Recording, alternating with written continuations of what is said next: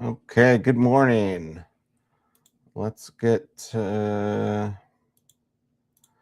of that one. And good morning. Welcome to your June 3rd Indigenous Focused Disaster and Emergency Management Information and News you can use. This is the outlook as of today for Indigenous communities across Canada. And as always, if you want a copy of our daily situation report, you can grab that right now and download a Word copy off app.hazardscape.com. So we have some good news today. Red Earth and Shoal Lake Cree Nations, members of Red Earth Cree Nation are being allowed to return home as of this morning. Officials say that the Kayford fire is no longer a threat to the community. Buses are being arranged to bring members back from Prince Albert, Saskatoon, and Regina. This is the final evacuation update for both communities. So now that they are heading back home, we start to remove these off of our situation briefings just to keep things tidy and to keep room for any sort of emergent imminent threats. The Saskatchewan Public Safety Agency says the Lobstick fire is now 80% contained. Fire bans and restrictions remain in effect over much of central Saskatchewan. And when we go over our mapping, you'll see just the impact that the weather's had over the last couple of days on the fire danger across the country. And the prairie wildfire surge, 78 active fires across Alberta, Saskatchewan, and Manitoba. 27 are out of control. Multiple new Manitoba fire ignited yesterday and today, including 15 listed fires exceeding 100 hectares. And you'll see on the mapping again what's going on with that. Quebec, Ontario fires, they're going to see a bump in those provinces based on the wildfire danger and the weather. And other news here, a lawyer who represented First Nations is in a class action lawsuit says his clients still have not been consulted on promised clean drinking water legislation. So keeping an eye on some of those pieces as well. If you want any other information, specifics on different parts of the country, you can go through the briefing in full, but we're going to address some of the higher risk things right now. So in terms of the flood activity that we've been watching across much of Western Canada, you can start to see that the water is moving east a little bit off the mountains. Some areas are getting better. Banff is now in a green state as their water levels are starting to dissipate after the rains. Even with the snow melt continuing, water levels across in Siksika are starting to go down. And then as everything moves east, you see we're going to finally peak here from the water moving down the rivers. That'll peak in Medicine Hat area today. So still stay vigilant around areas. This one here, Lac La Biche, obviously they're peaking right now at extreme levels. So that will continue for a couple of days. And then heading into Saskatchewan, much of the same story that it's always been here the last week, fluctuating peaks around that extreme level up in the north. So we'll start to see things probably level out a little bit. Even this cluster in Ontario, the flood risk is starting to dampen, and same with Quebec. It looks like here even they peaked just on the 27th of May, and coming into June, things are going down. So relatively good news. The Mackenzie River breakup and Arctic River breakup seem to be going fairly well too. No major spring flooding, especially around Old Crow, where that can be of a major issue. And then even here, things are well below the warning levels. So flood risks across Canada looking good, but as always, as we come into the snow melt, the spring runoff, and the ice breakup, these patterns of flooding are the places to watch. And if you ever need, in our resource library, we have a flood risk map link to this one here, where you can kind of take a look at where you can see the Canadian drainage basins. You can look up by postal code, different data sets. And if you want to see the actual flood hazards and the current conditions, you can kind of zoom in and you can take a look at current conditions in terms of, a 1 in 25 year flood. So if we zoom into areas, this blue spot here, that is where what the inundation area is for these communities. So always good to go and take a look at what areas in your local region have an inundation, even with the 1 in 100 year.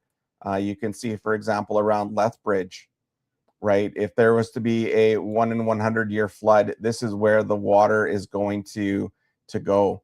So just a little bit of information there. You can find the link for this on our resources page on our app. It's a centralized location where you can get air quality, the fire smoke, everything.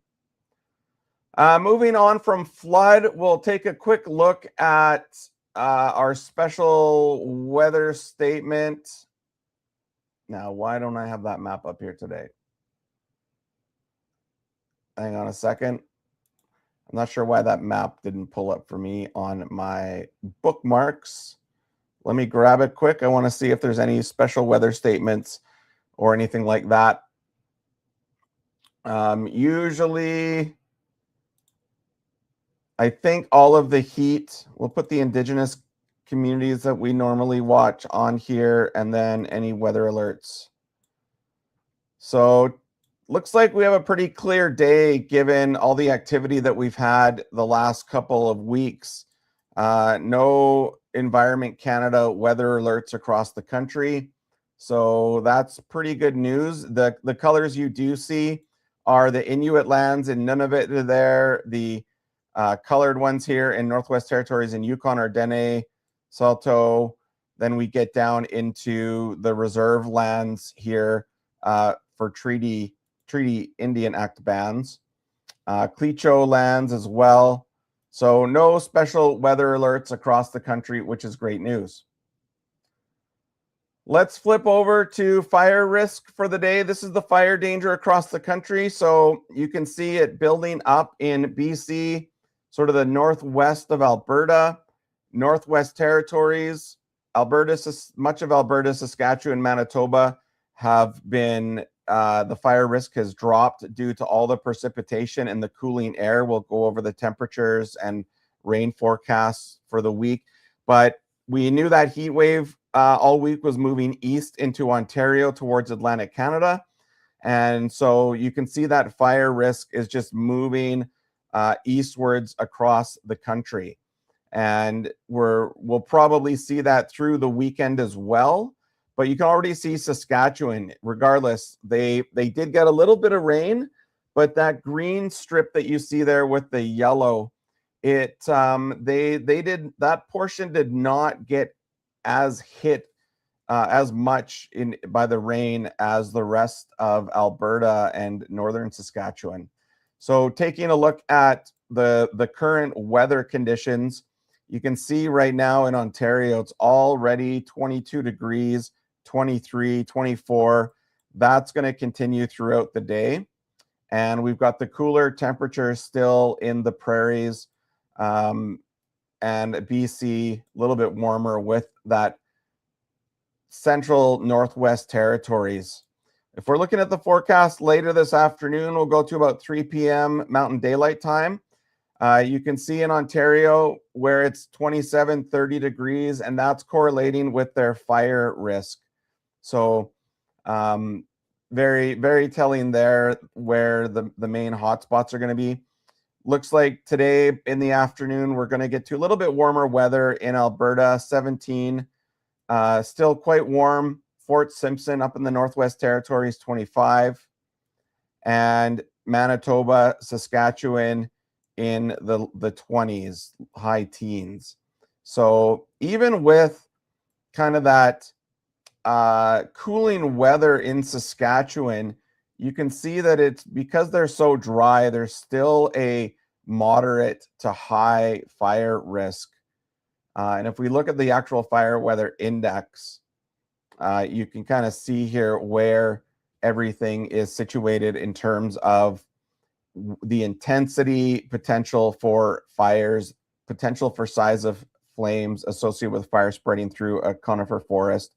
It's also used as an indicator for the difficulty to control a fire. So even if a fire were to break out in these parts of Alberta, Saskatchewan, Manitoba, they would be fairly easy to contain relative to, you know, what the weather is like and what the conditions are like. So this is still saying fires can start. It's just that if they do, they're going to be a little bit easier to contain than if it was an extreme. And of course, that correlates with the weather we're seeing. So heading into 24 hours, we'll go to Thursday afternoon. You can see that by tomorrow, the heat will manage to get to Atlantic Canada. 28 is forecasted for Fredericton, even getting into 20 in Sydney. So that's going to continue to move across, and then we're going to start to see warming again in Alberta in the north. And that just means we're going to start to see the fire risk start to build up again by Thursday. If we head over to Friday afternoon, we'll go about Friday at 4 p.m. Still a little bit of warm weather in eastern Canada. Saskatchewan, 24 Regina, 23 Saskatoon.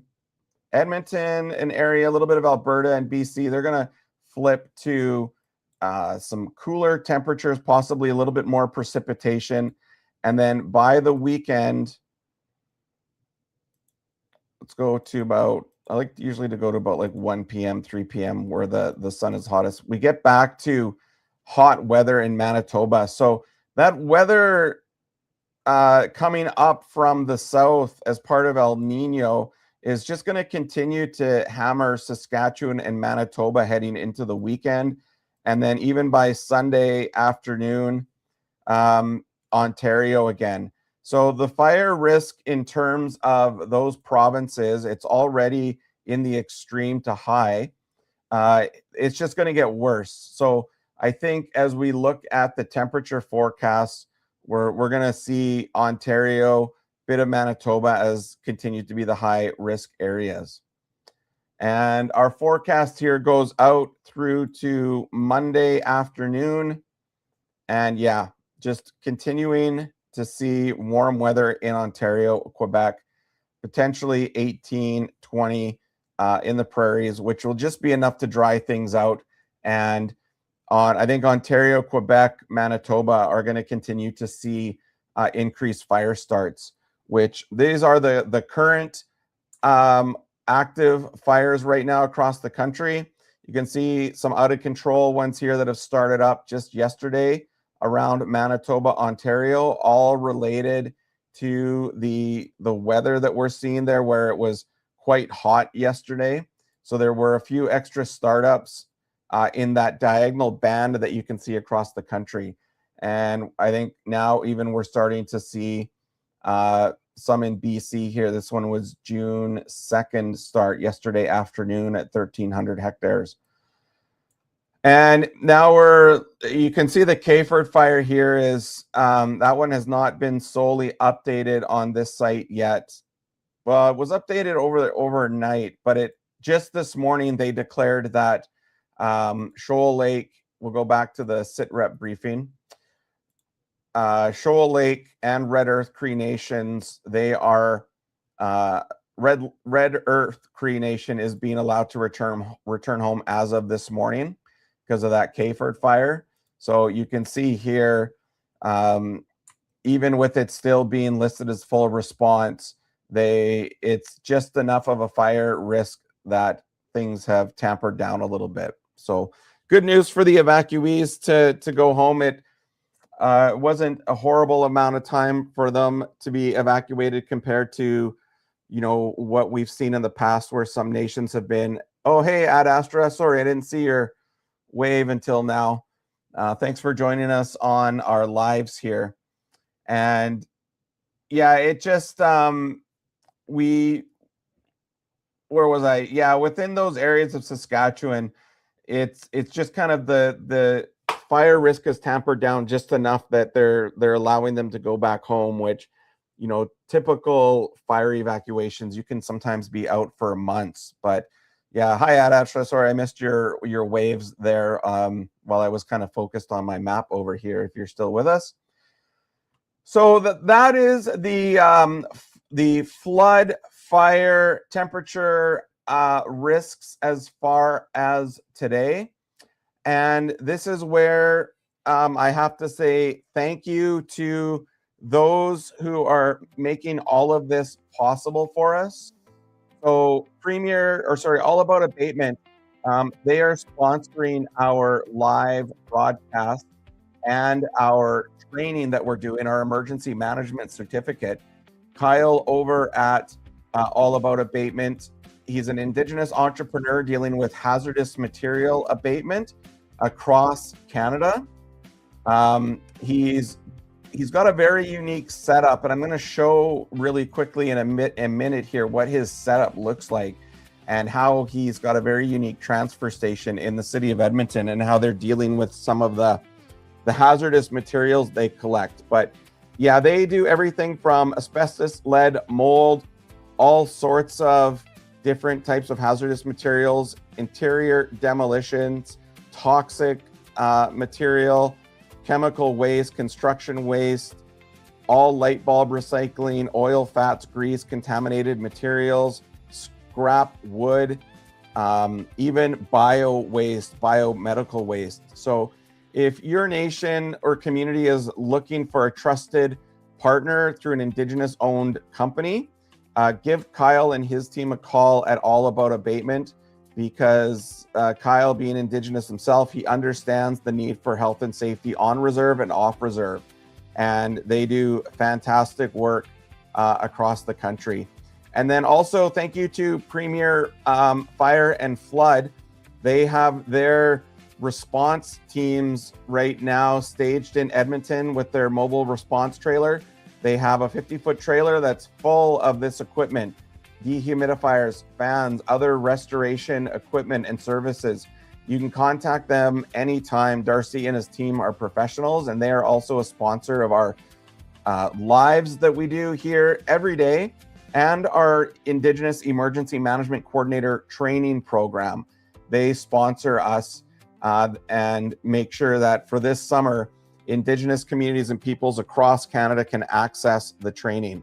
So they also do graffiti removal, vandalism, restoration, and help with boarding up properties that are ready for teardown. So as you go through your emergency management planning, either for response or for recovery, give Premier Flood and Fire or Fire and Flood a call for expertise, along with All About Abatement. They're Indigenous owned, and you can talk to Kyle and his team there anytime about your needs. So yesterday, I'm going to flip over to showing you really quickly what that setup looks like for All About Abatement. And I've got a similar video out for Premier Fire and Flood as well.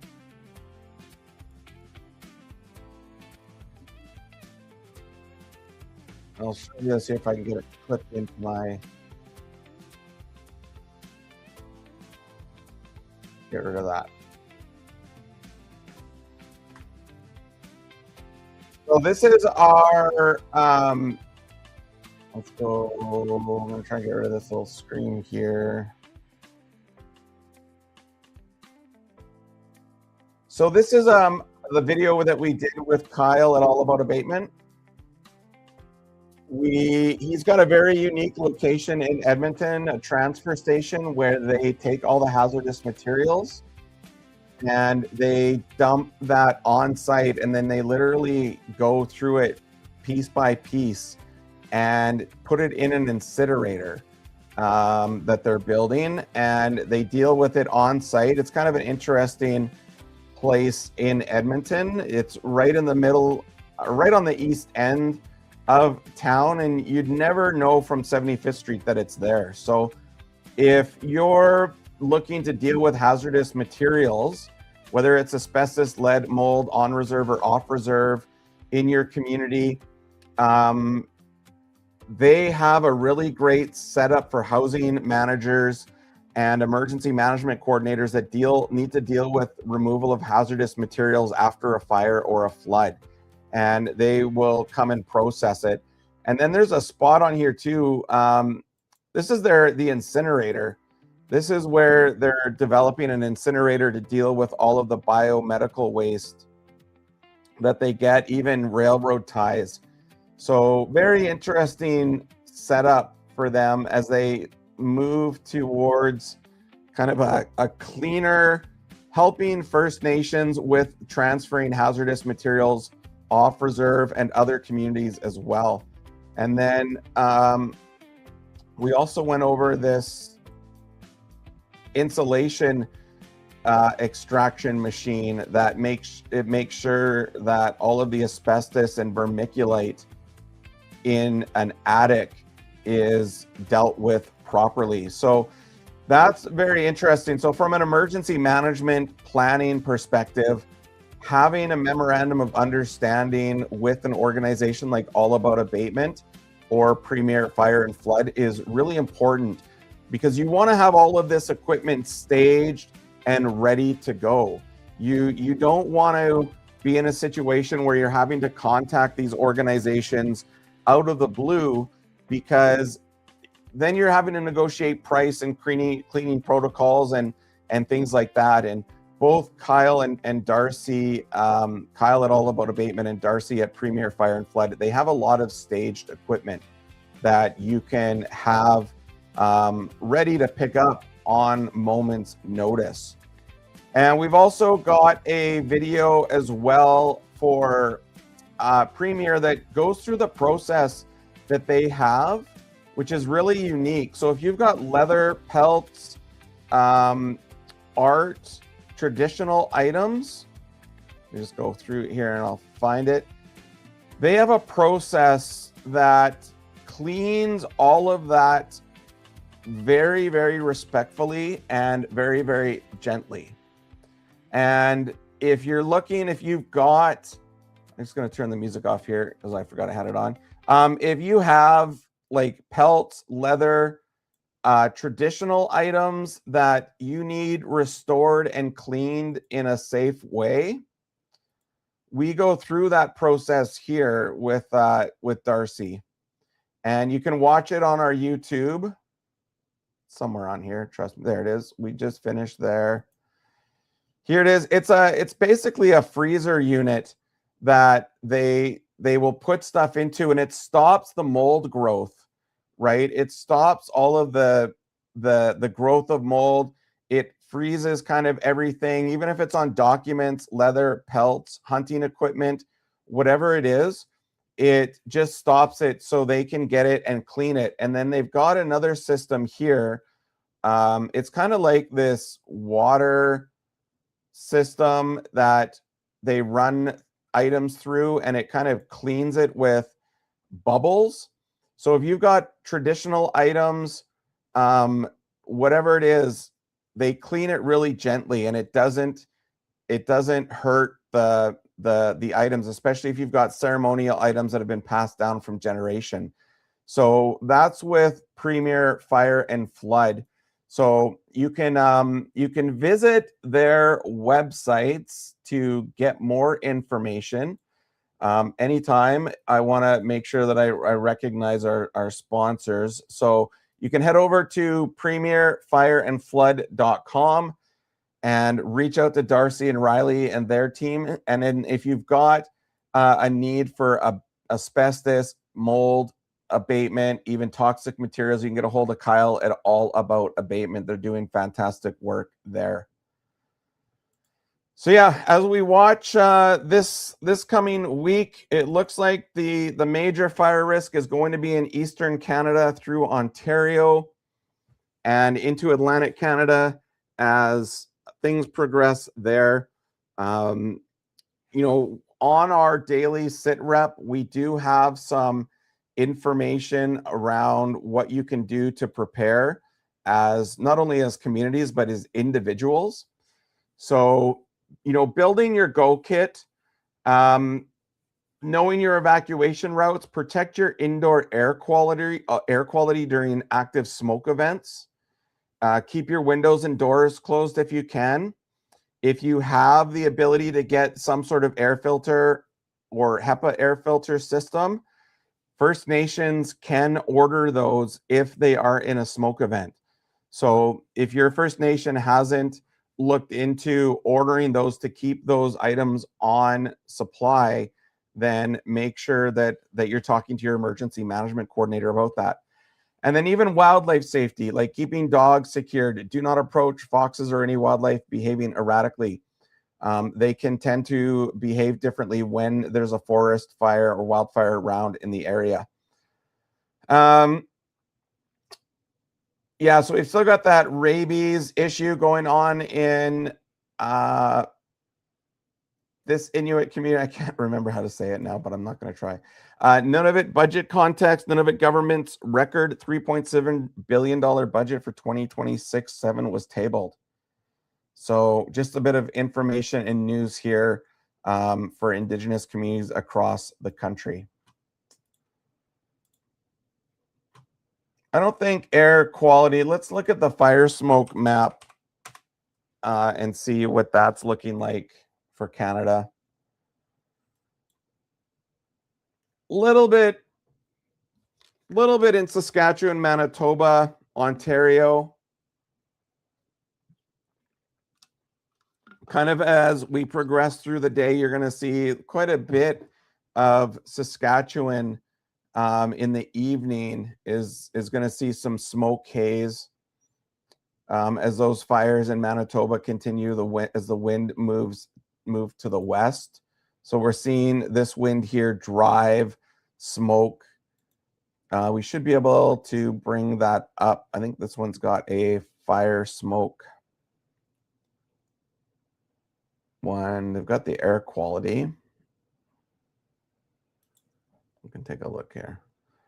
Yeah, so that's the air quality right now across the country. It's most heavy in Manitoba, around Flin Flon and Snow Lake, where those fires are happening. I thought there was a smoke one here. It might not. Take a look at the satellite. So this much of the cloud cover is still existing. You can see where the heat is over Ontario and Quebec. But we're getting a lot of that cloud cover over these provinces, and not much lightning, thank goodness, because that will keep the starts down. So we're not seeing any lightning going on with that cloud cover. Take a little, there might be some increased avalanche danger, which we are seeing here in Jasper, just from that rain and precipitation and snow can cause avalanche risk. But you can see here the fire danger is really, the high risk areas are really evolved around Northwest Territories, BC, Northern Manitoba, Ontario, and that's going to continue to move eastward for the week. It's just with the heat that we're going to see, just a couple of different views. Always good to get different views. CO2,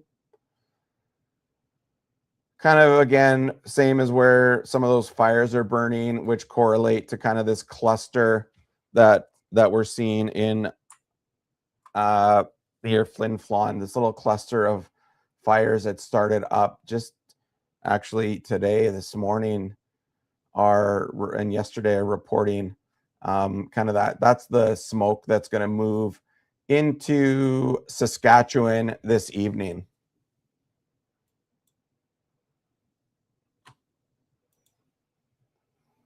It doesn't look like, I think we got everything that was of major note for today. So if you are looking for if you do want to get your emergency management coordinator certificate, you can now head over to app.hazardscape.com. All of the modules are now available. And once you finish that course, you can get your digital badge and certificate. So this is where your name will show up, but this is what the credential looks like, and you'll be able to grab that right now as through our sponsorships with All About Abatement and Premier Fire and Flood. So grab that as soon as you can before that runs out at the end of the summer.